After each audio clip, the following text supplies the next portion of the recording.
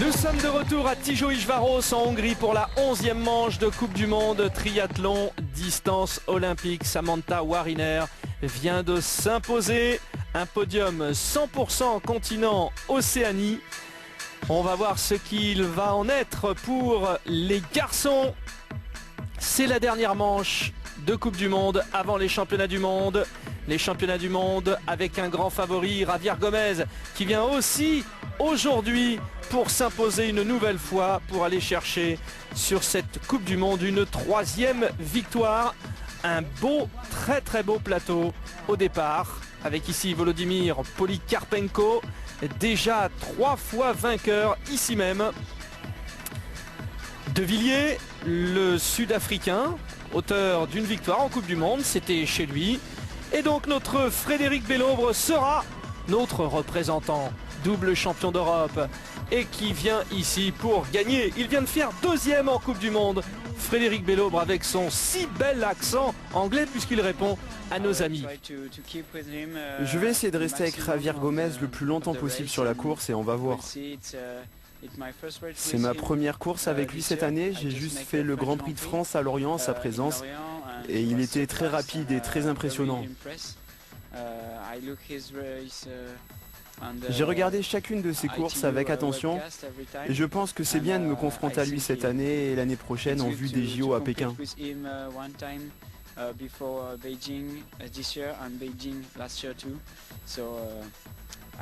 Je vais essayer de mettre au point une technique pour réussir à le battre un jour, mais je pense que ce sera très dur.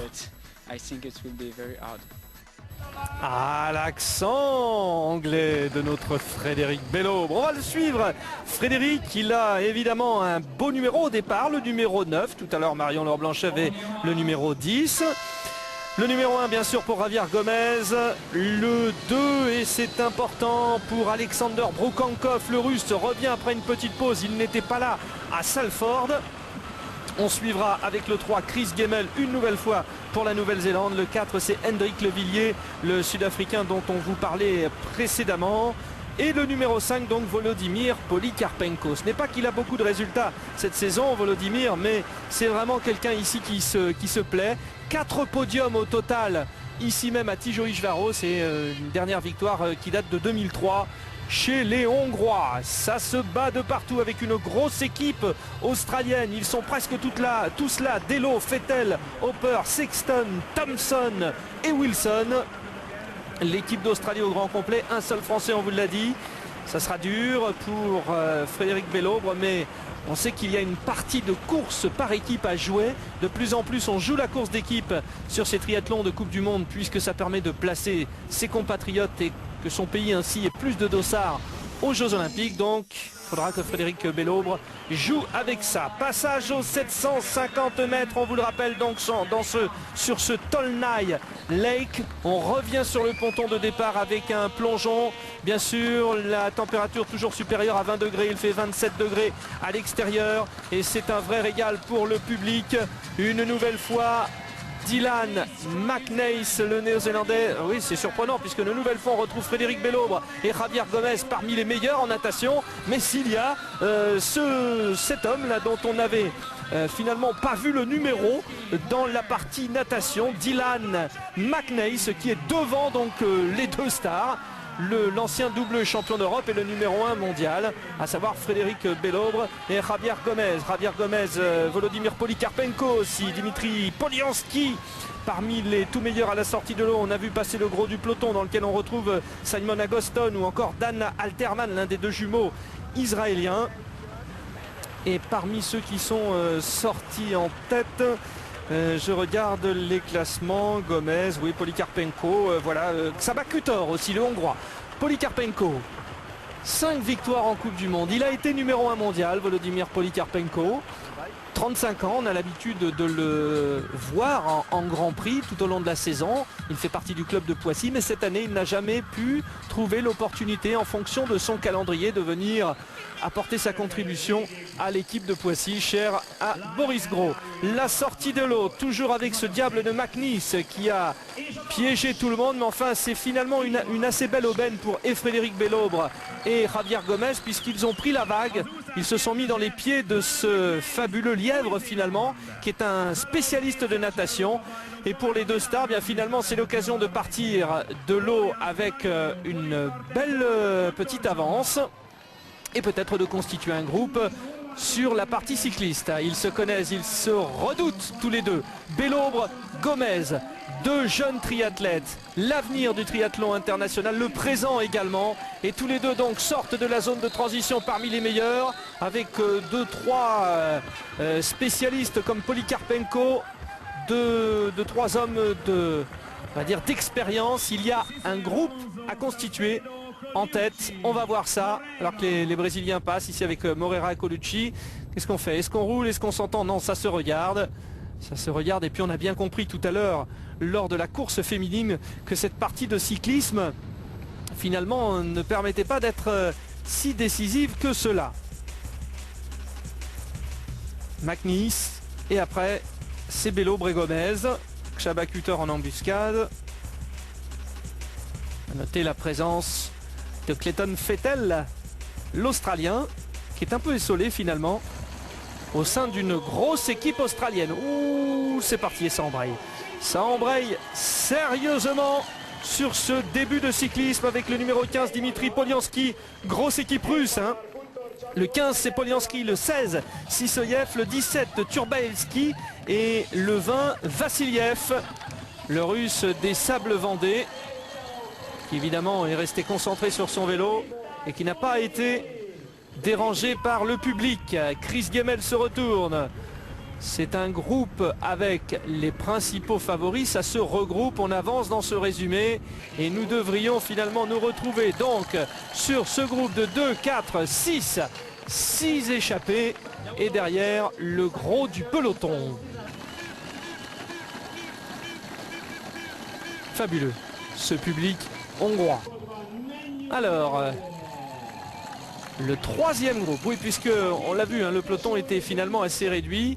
On vient de voir passer donc le troisième groupe. Alors, Javier Gomez est là. Frédéric Bellobre est-il présent? On va voir cela. En tout cas, ça essaye de s'organiser avec le numéro 31, Zvonko Kubrick, un Croate, qui est assez bon d'ailleurs dans la partie cyclisme. Le russe est là. Et le petit groupe de poursuite. On a bien compris qu'il y avait danger, hein, puisque en tête, on a finalement le groupe idéal, le groupe qu'on souhaitait voir avec Javier Gomez. Mais il y a a priori jonction. Vraiment c'est difficile et on peut imaginer que tous ceux qui avaient tenté l'échappée en ont gardé un petit peu sous la pédale. Parce qu'avec avec ce parcours, il semble un petit peu présomptueux d'imaginer faire des écarts. Frédéric Bellobre évidemment toujours très actif. Bellobre et Gomez ne se lâchent pas sur ce circuit de Tijoiș-Varos. On essaye de voir pour l'instant parmi les grands leaders qui est piégé. A priori pas de... Ah, si, il semble bien que Hendrik De Villiers ait eu quelques soucis. Hendrik De Villiers, le sud-africain, qu'on ne devrait pas voir donc à l'arrivée. Hendrik De Villiers, vainqueur de la manche chez lui à Richards Bay et qui a marqué des points également à Kitzbühel. Csaba Kutter. Alors voilà, la prime. On rappelle que à l'intérieur de chacune des trois disciplines, il y a des sprints intermédiaires, que ce soit en natation, course à pied et à vélo. Et là, Csaba Kutter a fait plaisir à son public.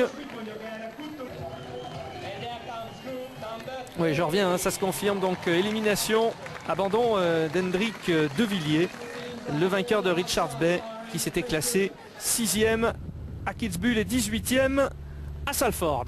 Ça fait un favori de moins. Que d'efforts consentis par ce russe Dimitri Polianski. N'en fait-il pas trop? Ou alors, et c'est ce qui semble finalement le plus probable, ne travaille-t-il pas pour une grosse équipe russe venue avec des ambitions en voisine, hein, bien sûr. On a vu Ken Torner également, le sud-africain avec le numéro 55, beaucoup travaillé. Et là, bien sûr, il s'agit de savoir frotter, de savoir bien se placer pour pouvoir tirer son épingle du jeu. Intéressons-nous donc au prochain championnat du monde. Des championnats du monde qui auront lieu, on vous le rappelle, à Hambourg. Et c'est l'occasion finalement de revenir sur une compétition un peu particulière puisque c'est le championnat du monde par équipe. Petit championnat du monde par équipe qui s'est organisé ici à Tijoux-Varos. Et vous le voyez, Javier Gomez avec ses coéquipiers. L'équipe d'Espagne évidemment qui partait parmi les favorites. Les Russes, on en parlait, hein, les Russes par équipe. Ils sont venus aussi avec de grosses ambitions sur ce championnat. Voilà une belle compétition organisée à Tijoux-Varos. Mais on revient sur la course importante, la manche de Coupe du Monde. Avec une nouvelle fois, et oui, un Russe, Vladimir Turbaïski, qui prend le relais maintenant de Dimitri Poliansky. On sait que leur leader est Alexander Broukankov. Alors l'idée est une nouvelle fois d'aller marquer un maximum de points. Les Russes font partie des nations qui peuvent gêner les Français dans le top 8. Les 8 meilleures nations obtiendront 3 représentants aux prochains Jeux Olympiques. Il faut rester vigilant pour conserver une place dans ce top 8. Remontons le peloton.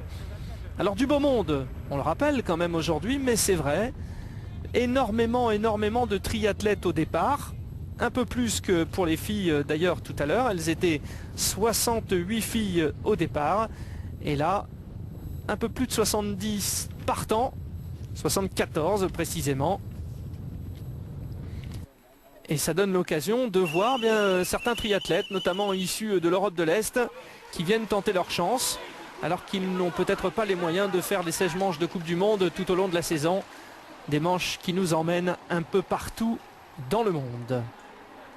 Frédéric Bellobre pour l'instant est bien placé. Frédéric est là. On a tous les favoris dans ce premier peloton avec Vladimir Polikarpenko. Notez également le retour de Reinaldo Colucci, un Brésilien vraiment en plein progrès. Javier Gomez, cela va sans dire, est là. Et nous avons passé la moitié de la course et même scénario que précédemment pour les filles. Ça se regroupe et ça revient. Et là, c'est pratiquement un peloton de 75 hommes qui va se regrouper sur ce petit parcours en ville avec 11 virages, des parties techniques, des moments où il faut redoubler de concentration comme ici les quilles qui annoncent le parcours de course à pied. Tout à l'heure la course à pied se fera de l'autre côté des quilles, mais il faut faire attention, il y a plein de petits pièges. Fort heureusement il n'y a pas de pluie et on espère que Frédéric Bellobre finalement ne va pas se retrouver un peu esselé au milieu de toutes ces grosses nations avec beaucoup de représentants pour chacune d'entre elles. L'avantage pour Frédéric Bellobre, c'est justement, alors Reinaldo Colucci, on le découvre, 21 ans.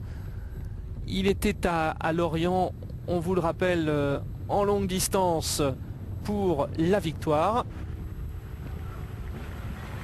Donc revenons sur Frédéric Bellobre dans la mesure où on a un statu quo sur la course de cyclisme, là où on peut vraiment faire jouer au maximum la course d'équipe. Attention, une chute! Aïe aïe aïe aïe aïe aïe aïe aïe aïe! On le savait, le piège c'est ça, à force de faire revenir tout le monde, ne pas prendre des risques pour essayer d'attaquer. Alors Saucedo, nous avons également D'Acchino, l'italien, et puis, oulala, j'ai l'impression que c'est un gros bras, Henrik De Villiers. Et bien voilà, De Villiers, dont on disait qu'il était complètement lâché, ce n'est vraiment pas son jour. Il est sorti très loin tout à l'heure, Henrik De Villiers. Et puis il est revenu dans un troisième groupe, on le croyait vraiment lâché et battu définitivement. Il revient et il est victime d'une chute. Voilà, pas de chance donc pour celui qui avait remporté la manche de Richards Bay au Cap, en Afrique du Sud.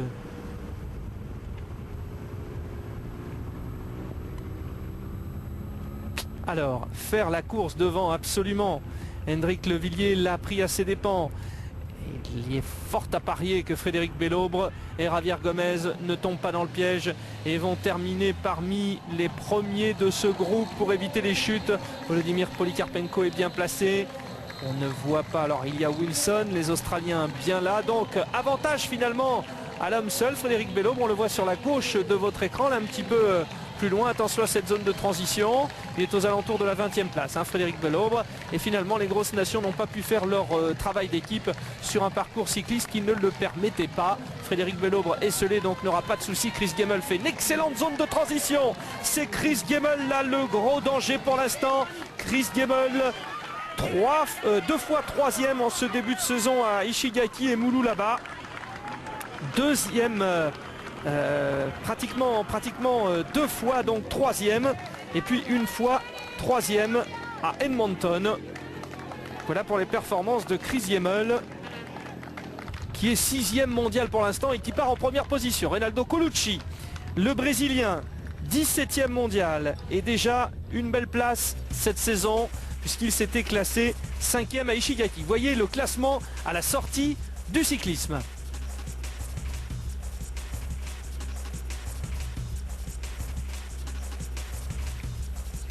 Polikarpenko 12e, Gomez 9e et Frédéric Bellobre un petit peu plus loin, mais on ne s'inquiète pas pour Frédéric Bellobre. Il devrait ne pas être très loin, peut-être dans ce groupe a priori où il y a Javier Gomez. Et voilà, bien Frédéric Bellobre est carrément en tête. Tout va bien pour le néo-beauvaisien. Frédéric qui a passé quelques semaines en montagne, à Font-Romeu, en stage en altitude. Il y est redescendu pour aller glaner un nouveau titre de champion de France. Il y est remonté, il est redescendu pour peut-être aller chercher une victoire. Attention, on a aperçu une accélération de Javier Gomez. Javier Gomez qui nage de mieux en mieux, qui a toujours été très à l'aise en cyclisme. Et son point fort, c'est la course à pied. Et là, évidemment, tout le monde essaye de rester dans la foulée de Javier Gomez alors que le peloton est de plus en plus étiré. C'était le statu quo à l'issue du cyclisme et là, ça explose de partout, de nombreux écarts. Frédéric Bellobre est-il encore bien dans le coup? Pour l'instant, Frédéric Bellobre donc n'a fait qu'une manche de Coupe du Monde. C'était à Kitzbühel et il s'était classé 2e. Frédéric Bellobre juste derrière Simon Whitfield et devant Brad Kalfeld. Ça avait été pour Frédéric une superbe performance, mais il n'y avait pas Javier Gomez et là Javier Gomez est en train de lui parler du pays. Il est parti Javier Gomez. Chris Gemmel qu'on avait vu très à l'aise sur la zone de transition essaye de réagir alors que Frédéric Bellobre est en 3e position. Frédéric peut-il s'accrocher? Peut-il résister au rouleau compresseur Javier Gomez qui commence à faire de plus en plus parler d'ailleurs? On le voit nager comme personne, il roule très fort et puis il est après intouchable. Je suis inquiet parce que pour Frédéric Bellobre il y a tout un tas de triathlètes encore qui sont avec lui et qui peuvent le gêner pour aller chercher un podium. On a vu Colucci notamment, Polikarpenko ou encore ce diable de Dimitri Poliansky qui nous fait un triathlon distance olympique aujourd'hui en tout point remarquable. Numéro 1 à l'issue de l'année 2006, il est une nouvelle fois numéro 1 mondial. Il vient de devenir champion d'Europe en chippant justement le double titre de Frédéric Bellobre. Il sera le grand favori des championnats du monde. Mais attention, Javier Gomez doit savoir que depuis des années, le champion du monde n'est pas celui qui, au moment où le championnat se passe, est le numéro 1 mondial. Alors va-t-il tuer la tradition? On verra ça sur Sport Plus, je vous le rappelle, pour les mondiaux de Hambourg. Chris Gemmel qui s'accroche. Que peut faire Chris Gemmel? Le néo-zélandais, grosse expérience Chris Gemmel. Très belle saison également, je vous l'ai dit, deux fois troisième, décidément je vais y arriver, et puis une fois 4e. Alors que Frédéric Bellobre a placé une attaque. Allez, dans les rues de Tijoux-Varos, sur ce parcours de course à pied de 10 km. Je vous le rappelle, à l'issue des 1500 mètres de natation, à l'issue des 40 km de cyclisme, il y a ces 10 derniers kilomètres de course à pied où il faut se battre. 4 fois 2 km 500 avec deux endroits où on peut se ravitailler, c'est important. Javier Gomez qui profite finalement de ce macadam, ce bitume, Lors des éditions précédentes à Tijoux-Varos, il n'y avait pas finalement autant de portions de bitume, ce qui crée bien une difficulté supplémentaire puisqu'il fallait s'adapter un peu mieux. Chris Gemmel, on regarde sa fiche, 2 victoires en Coupe du Monde, 8 podiums et 6e rang mondial. 30 ans Chris Gemmel, on se retrouve finalement avec la même situation que précédemment avec les filles. Il y a un trentenaire et un représentant de la classe des 20-25 ans. Et là c'est ce jeune Javier Gomez, très jeune talent, numéro 1 mondial, qui va aller s'imposer. Il a le temps d'en profiter, de saluer la foule alors que Frédéric Bellobre là-bas est allé chercher la médaille de bronze. C'est presque sûr maintenant pour Frédéric Bellobre qui va s'offrir son 2e podium en 2 courses. Je vous rappelle que Frédéric Bellobre a été blessé tout le début de saison. Superbe victoire une nouvelle fois pour Javier Gomez. C'est sa 3e victoire cette saison en Coupe du Monde et 2, 4, 6e podium. 6 participations, 6 podiums. Il est intouchable pour l'instant. 2e Chris Gemmel qui va remonter au classement mondial, c'est sûr. Il était 6e, il sera au pire 4e. Et Frédéric Bellobre qui va une nouvelle fois porter des points à la France. Une nouvelle fois, le petit prince du triathlon a fait fort. Quel podium! Gomez devant Gemmel et Bellobre. On les écoute tous les trois. Les 3 vedettes, les 3 stars sont logiquement devant aujourd'hui à Tijoux-Varos. C'est incroyable, c'est ma 3e victoire cette année. Je pense que j'ai fait une bonne course, peut-être même la meilleure. Je m'entraîne dur pour les mondiaux, je courais une allure rapide quand j'ai provoqué la cassure lors du premier tour. Ensuite, j'ai surveillé Chris Gemmel et j'ai essayé de conserver mon avance. Et ça a bien marché. Chris Gemmel. C'était assez bien, je suis assez content de ma course parce que j'avais vraiment fait les efforts pour y arriver. C'était plutôt bien, mais j'espère quand même progresser un peu plus. Il me reste 5 semaines pour arriver au meilleur de ma forme. Mais bon, je suis plutôt confiant. Et notre Frédéric avec son accent. C'est bien, je suis très heureux, le niveau était si élevé aujourd'hui. Encore un podium pour moi, c'est très bien. C'est la première fois que je fais 2 podiums la même saison, donc je suis super content. C'est de bon augure pour les championnats du monde. Mais je sais que la Coupe du Monde, ce n'est pas les championnats du monde. Pas m'emballer pour... To stay easy ou rester calme, comme on veut. Super Frédéric. Gomez, Gemmel, Bellobre et Polikarpenko une nouvelle fois parmi les meilleurs ici alors qu'il revenait un petit peu du diable Vauvert. Brendan Sexton, Dan Wilson, les Australiens finalement en difficulté de plus en plus. Où est la grande Australie? On le verra. Le nouveau classement mondial, alors ça ne change pas pour les 3 premiers. Bjohan de Chartier, Chris Gemmel remonte donc à la 4e place. Brad Caulfield recule un petit peu. Et voilà donc pour le classement mondial. Sachez que Frédéric Bellobre est désormais 14e. Des Français qui ne s'en sortent pas trop mal. Laurent Vidal est 21e, Cédric Fleurton 24e. C'est pas mal pour les points pour les prochains Jeux Olympiques.